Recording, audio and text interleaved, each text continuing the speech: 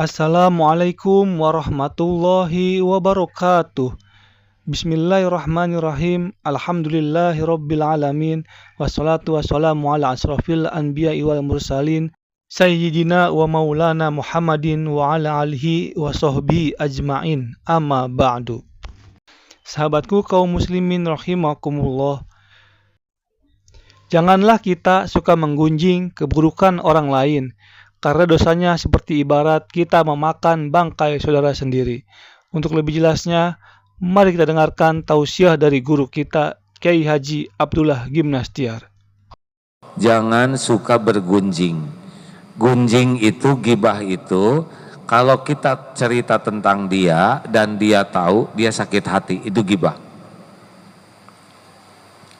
Jadi kalau kita ngomongin orang, dan orang yang diomongin itu kalau tahu akan sakit hati, itu gibah.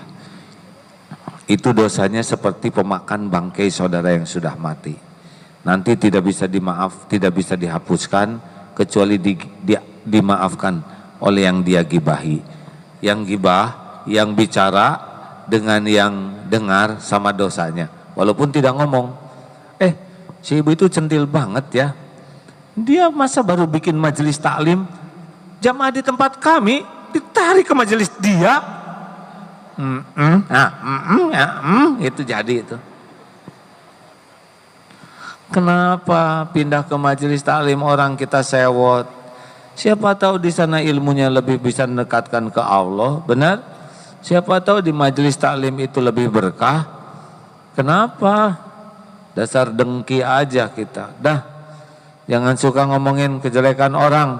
Alhamdulillah saya mah enggak kayak ibu-ibu itu tuh.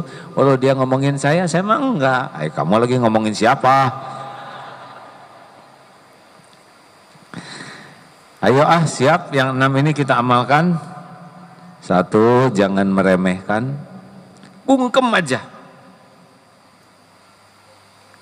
Jangan mengolok-olok, mengejek perseorangan, kelompok. Diem. Jangan mengeluarkan, membroadcast meme atau tulisan-tulisan yang mengejek saudara kita sendiri. Yang kedua apa? Jangan saling mencela. Yang ketiga, jangan saling memanggil dengan gelaran-gelaran yang buruk. Yang keempat, jangan suudzon, jangan berburuk sangka. Yang kelima, jangan senang memata-matai, mengorek-ngorek kalau bukan kewajibannya.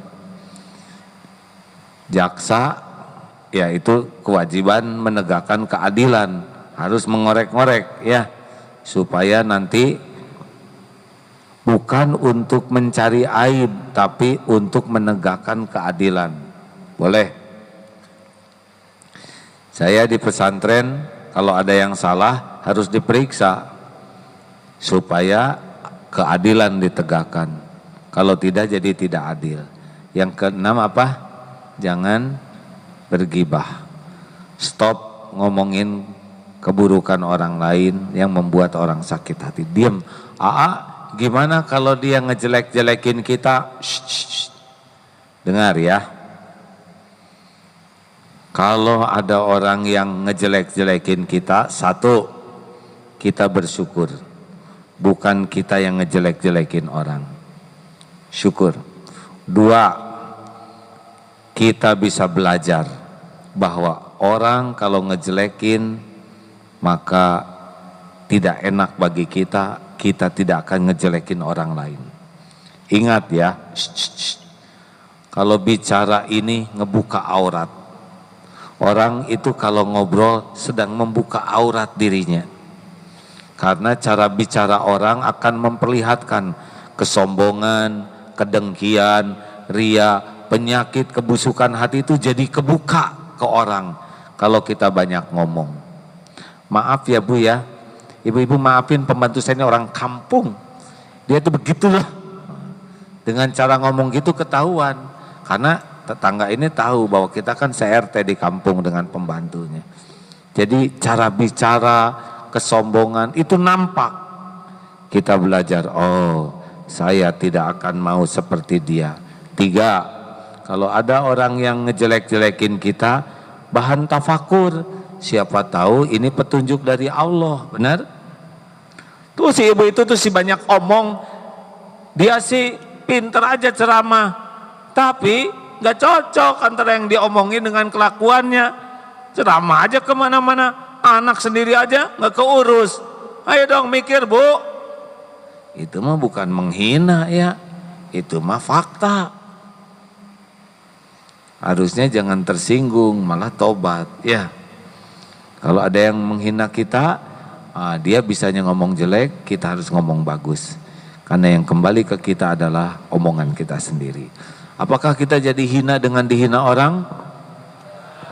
Apakah kita jadi hina dengan dihina orang? Apa yang membuat kita jadi hina? Kalau kita menghina orang.